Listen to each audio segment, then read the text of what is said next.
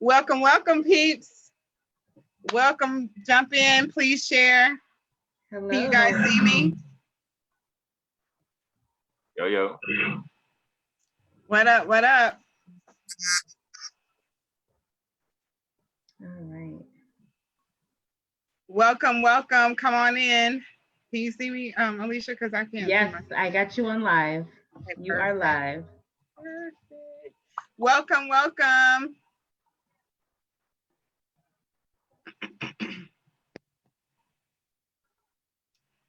All right. We're just sharing this out with some folks. Give us a second. Yep.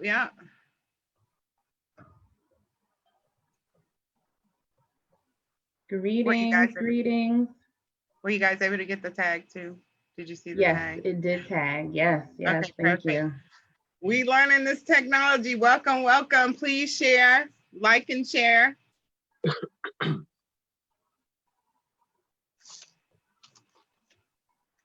All right. We good? Yeah, I'm just sharing a couple more places. Welcome. Thanks for joining us, everybody. Welcome, welcome for coming to get your dose of the red pill revelation. Okay. All right. Okay, you want to get us started? Absolutely. Hello, Monica, Logan. Greetings, Mr. Al Murray. Welcome. Thanks for joining us. Welcome. All right, so I am Alicia Minto coming in from South Carolina. What's going on, family? This is Chris K from New Jersey. And it's your girl, Tasheen Poole, coming in from South Carolina. We are bringing you real money talk. From real people. With real struggles on a real journey to financial freedom. We are called to break down the global economic concepts and ideas. To help you grasp and understand the realities of what's happening around you and how it impacts your livelihood. So here, the red pill revelation from our perspective as thinkers, as we navigate through this twilight zone and what we can do in the now to protect ourselves. We are the real money entourage. We are the real money entourage. We are the real money entourage. Awesome. And we are. Welcome, guys, to our, fourth show. Yes. Actually, the second one this week. We came on Monday. Just to give you a quick recap, Miss Alicia gave us a recap of our previous show, which was about the stimulus package. And she let us know that it is changing frequently. So guys, you want not only to reference the information that we gave you, but definitely stay abreast on it yourself by doing your own research so you can think for yourself, so that you can make an informed decision based on the information that you obtain. So today, we're gonna switch it up a little bit. We use a lot of terms and we talk about real money entourage, and it's not the paper fake money, monopoly money, right? So we're gonna actually get into that today. And Miss Alicia is gonna start us off. We're gonna talk about the quadrant and give you some ideas and concepts, like Chris said, to get you thinking something a little bit different about money. So with that, Miss Alicia, I'm gonna go ahead and turn it over to you, ma'am. Thank you. And guess what, guys? Listen, I got on blue and mustard. I think Chris has on mustard. Tasheen has on her navy and her mustard and her gold. Like, we didn't plan this at all. So we are vibing. Like, we are super excited when we came on the Zoom. Like, is that navy? Is that blue? Is that yellow? Like, so we are super excited that we know that we're where we're supposed to be, and we're doing this together, and we're united front. So again, we're just real people doing real things, and it's showing. So the first thing we're going to get into is definitions. So there's a few things that we're going to cover today, and we just want to make sure that some keywords are being explained so that you're aware of what we're talking about and it's not causing confusion. So we're definitely going to talk about money systems. So there's two different kind of money systems. There's a commodity money system, and then there's a fiat money system. So a commodity money system, those are goods used, values, services, values of money. Gold is an example of a commodity. Commodity money has been replaced with what we call fiat money. And some other examples of a commodity would be like tea or tobacco or cocoa beans, right? So they're used to help with trading. Okay. Now the other type of money system is fiat money system, and that comes from it's derived its value from the government. So in this system, the money can be printed, but understand that it has no intrinsic value. So you want to be careful with what type of money system that you are involved in, okay? Because it'll definitely play a role on the outcome of your financial future, okay? So that's Right. one of them. That's one thing that we definitely wanted to make sure that you were aware of. Now, if we're talking about fiat currency, you should understand what fiat currency is. So fiat currency, it again has no intrinsic value. It has to be established by a government regulation. And fiat money has been defined, again, as legal tender by that government.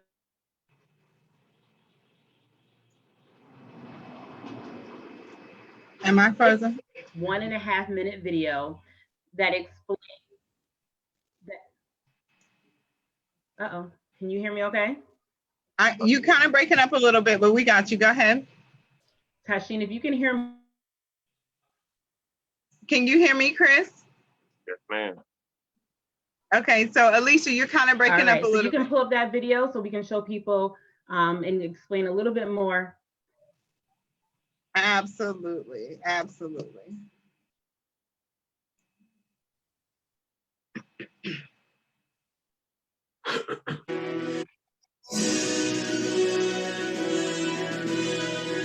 Welcome to the Investors Trading Academy talking glossary of financial terms and events. Our word of the day is fiat money. Money has no intrinsic value and cannot be redeemed, but it's made legal tender through government decree. All major paper currencies are fiat money. The value of the fiat money depends on the strength of the issuing country's economy. Inflation results when a government issues too much fiat money. Fiat money is currency which derives its value from government regulation or law. The term derives from the Latin fiat, let it be done, or it shall be. It differs from commodity money and representative money. Commodity money is based on a good, often a precious metal, such as gold or silver, which has uses other than as a medium of exchange, while representative money is a claim on the commodity rather than the actual good. The first use of fiat money was recorded in China around 1000 AD. Since then, it's been used continuously by various countries, concurrently with commodity currencies. Because fiat money is not linked to physical reserves, it risks becoming worthless due to hyperinflation. If people lose faith in the nation's paper currency, like the dollar bill, the money will no longer hold any value. Most modern paper currencies are fiat. I'm sorry, guys. For some reason, I can't see the image of the video on the page. Can you guys see it?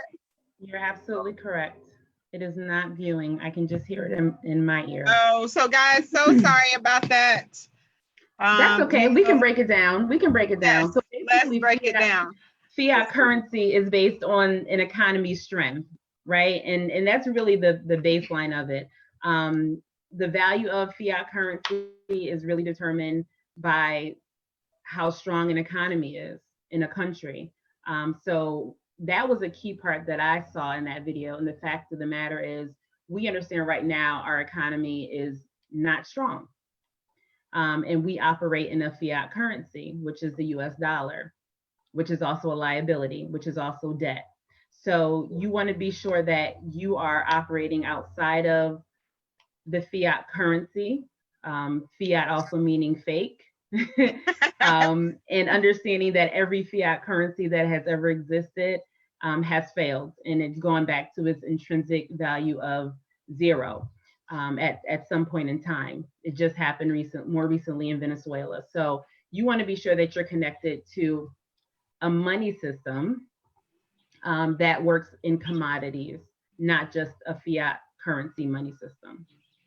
Right. And actually Alicia says so many good things. Like we often actually on our shows, we've noticed that our vernacular when speaking about money and we're talking about cash is not the same as real money. So we felt that it was important for us to break it down because people don't realize that um, there is a difference between commodity money versus fiat money or fiat currency, which is actually the real term that we should be used because we know that real money, and actually in the Constitution, it's the only real money is gold and silver. And that's stuff that we don't actually know. So we talk about, we chase the paper. You can't chase paper. You can't save paper. It's paper. It's paper.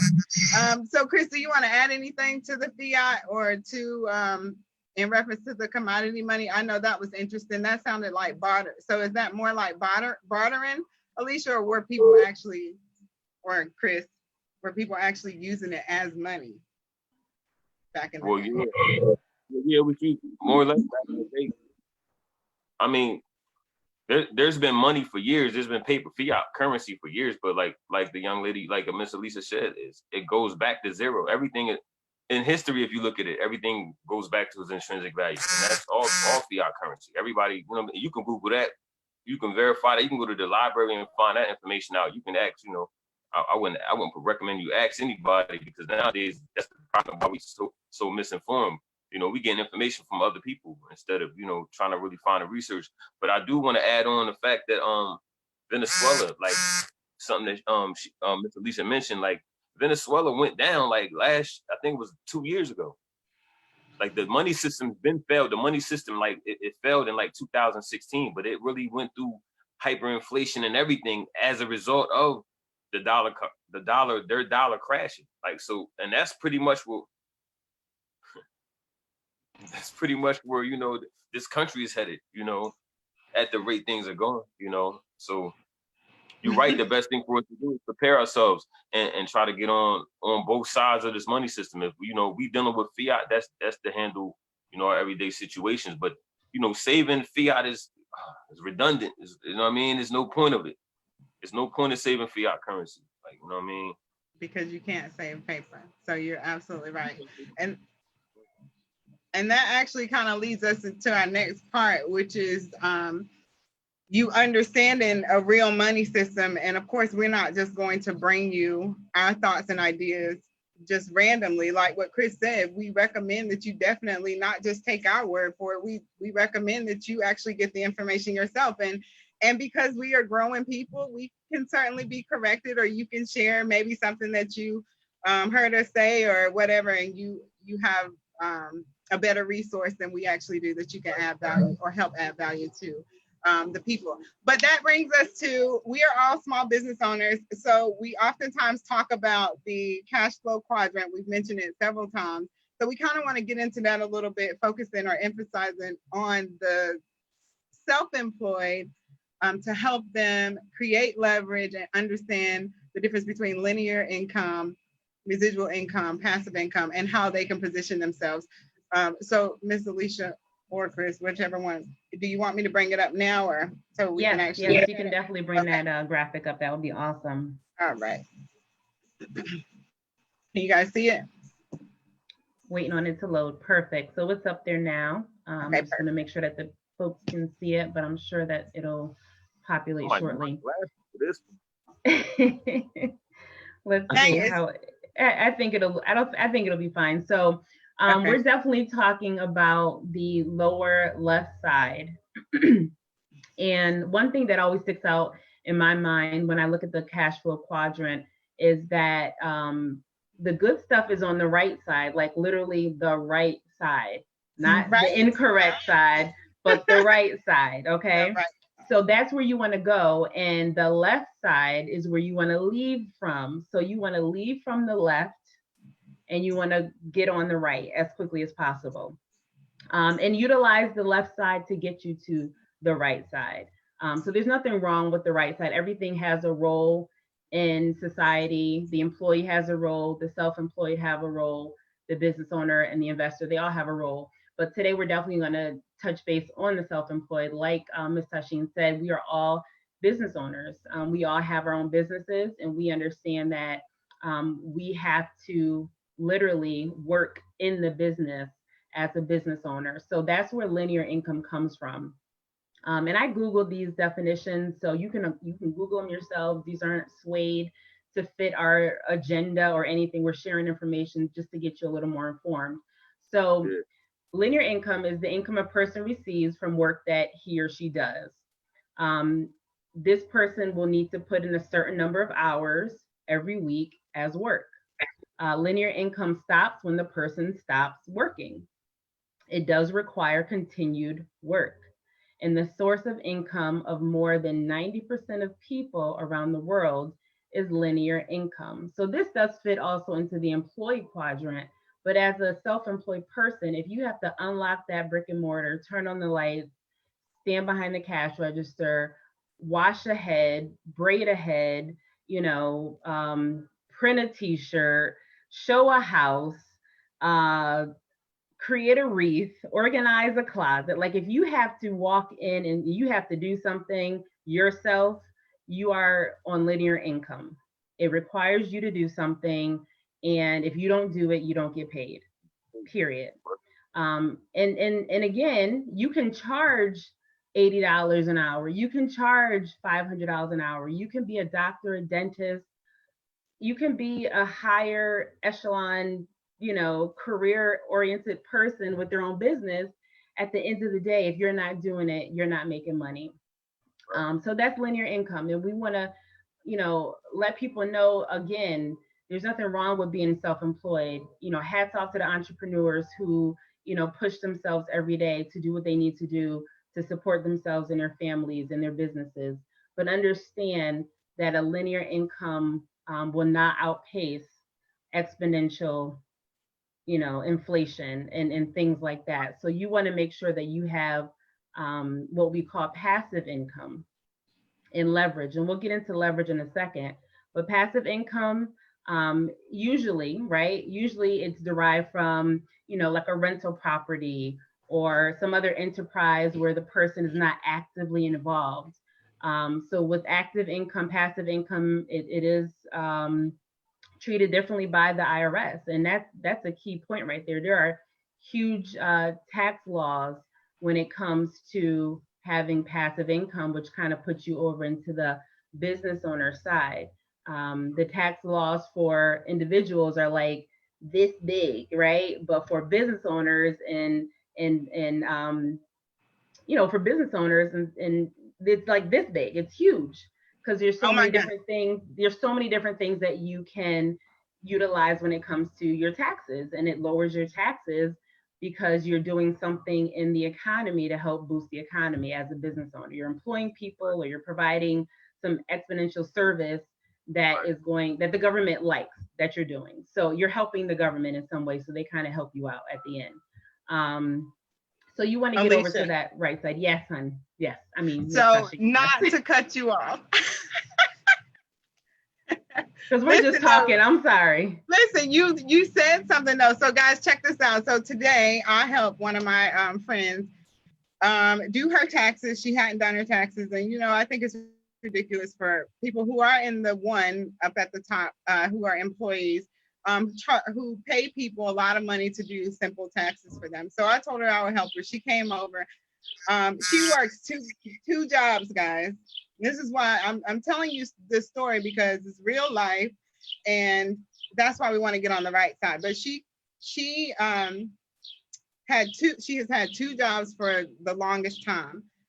We did her thing. She owed $800 in taxes, right? She doesn't have a business or anything like that. $885 in taxes, right? And we are not tax advisors. We're not financial advisors or anything like that. So like we said, please get your own information so that you can make a decision based on yourself. But anyway,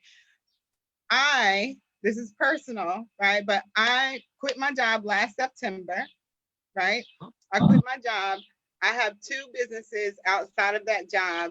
I got over $3,000 back in taxes because I am a small business owner.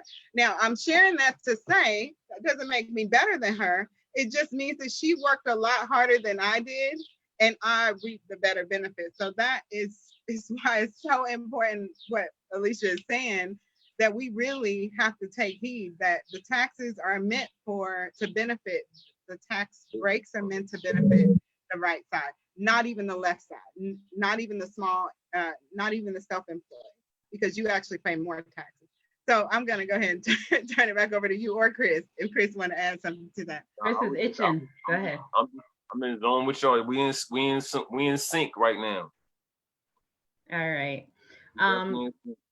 Yes. So right. So that's passive income. You want to make sure that you connect yourself into, again, a money system that's going to provide you with that passive income that doesn't require you to have to be in the business. You can work on the business, but not work in the business. So passive income will come to you in that regard. Now, another word that's in here that you see from the left side to the right side, you see it says no leverage. So getting a definition of leverage.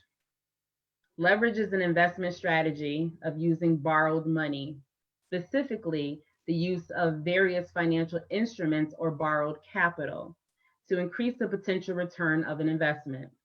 Leverage can also refer to the amount of debt a firm uses to finance assets. Okay, so if you catch nothing else, you need to understand that you can use a debt instrument to finance an asset. Don't use your debt to get in more debt. Don't use your debt to get into more liabilities. You want to use your debt to finance assets. And Wait, assets. So you mean don't use debt to finance a car or a house that I'm actually going to live in? Is that what you mean? What I mean is you want to build assets before you start acquiring liabilities, if at all possible, because a house is a liability unless you've paid cash for that house, and it's actually bringing you in income, because at the end of the day, you're still paying insurance, you're still paying, taxes, you're still paying for maintenance on that home. It's still a liability because it's still pulling money away from you, regardless, even after it is paid off. It's still a liability. Car, the same thing. It's going to depreciate unless you're getting some classic car, right? And not many people are buying classic cars anymore. So let's just let's nip that in the bud. So a Ford Prius is not going to count. Now, if you get an electric car that you can plug in somewhere, you might get some tax deductions because you're helping the environment. But other than that, it's still a liability. Yeah, you spending money, and you're spending money. Once you buy it, you got to keep spending money just to maintenance it. Right.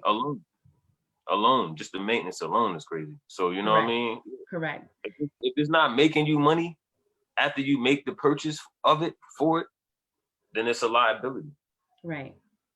And this is why the rich buy very expensive watches, because there's actual gold in the watch and there's actual diamonds in the watch. You're not buying like a Michael Kors watch that's just got some cubic zirconias in it. Like they're spending $10,000 on an asset, right? Because it's going to appreciate, versus $500 or $600 on a Michael Kors watch that you're just paying for the look. Yeah, you might have to sell that for like $120 at the you know what I'm saying, after you buy that. Real talk. Something. Not with the value. Once you buy it, it's not with the value. Right, exactly. So leverage is important. You can either use leverage to your advantage, or you can be leveraged for somebody else's, and that's just the bottom line. And your 9 to 5, you're being leveraged. And you are being leveraged. Listen, Alicia, we gonna have to talk about that in our next. Okay, in a whole nother. Okay, all right. I'll pull it back. Yes. I'm pulling it back. See, the other day it was me.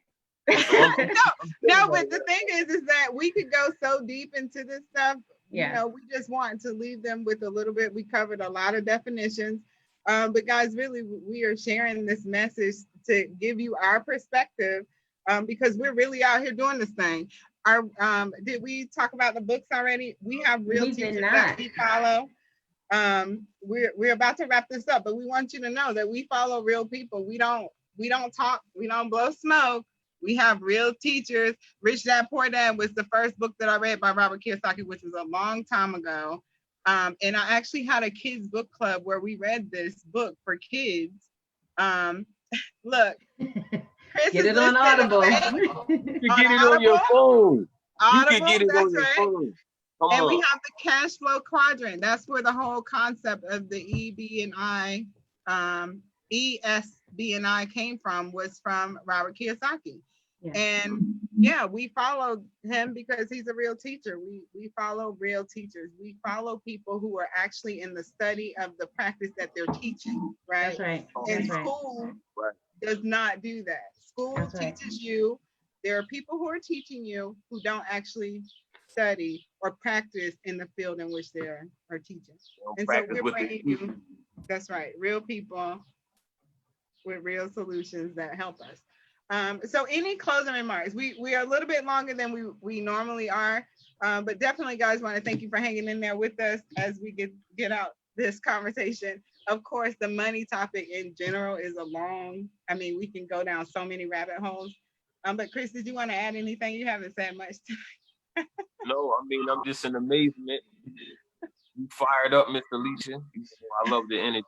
So I don't want to dig too deep in, because we can be on this for, we already been on here for a while anyway. So let's just give them what they asked for. We give them a little information, hopefully something they can go home and just do some homework on. You know what I'm saying? That's really the goal. Just trying to make sure, you got a different perspective and understanding about life, about money, about everything. You know what I mean? That's what the red pill, that's what we're here for. You know what I mean? Well, Awesome. And it's getting dark where I am. My office has been outside because it's been beautiful days. Yeah, so it's getting dark. But guys, like what he said, same thing. Alicia, you got anything you want to add to that? No, nope, I'm on my cool down. I'm okay. Okay, awesome. So guys, before we leave you, we talked about money. We covered a lot. We will probably recap that again, just because we are going to work on using the right vernacular when speaking about real money, because we actually know what money is, because we are part of a system that is free, where we get to be mentored by millionaires and billionaires who are wealthy, obviously. And so we are not only just talking the talk, we are actually walking the walk. So we are wealth builders. And we're going to leave you with this red pill thought. So let me get that pulled up right quick. And hopefully you guys, can you see it yet? No. Yep. You can It's see coming. It's coming. it? that's Okay. that red pill. Okay. Okay, guys. Here we go. If speaking is silver, then listening is gold. Get your dose. Take that. Get your dose. Get your dose. Get Check your that dose. out. Get your dose of the red pill. So just to recap what he just said, if speaking is silver, so Alicia was speaking silver tonight. So hopefully you were listening as if it was gold, because it definitely was. With that, fam, au, peace. Au. Until Friday, we'll see you again. Bye-bye. Awesome.